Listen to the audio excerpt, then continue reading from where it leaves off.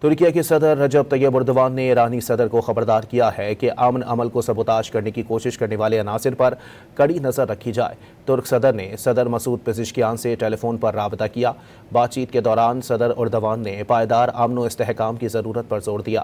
ان کا کہنا تھا کہ مذاکرات کا حتمی مقصد خطے میں پائیدار امن اور استحکام کا قیام ہونا چاہیے۔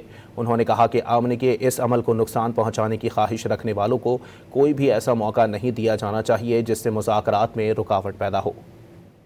ترکیہ کے صدر رجب طیب اردوان نے ایرانی صدر کو خبردار کیا ہے کہ امن عمل کو سبوتاژ کرنے کی کوشش کرنے والے عناصر پر کڑی نظر رکھی جائے۔ ترک صدر نے صدر مسعود پزشکیان سے ٹیلی فون پر رابطہ کیا۔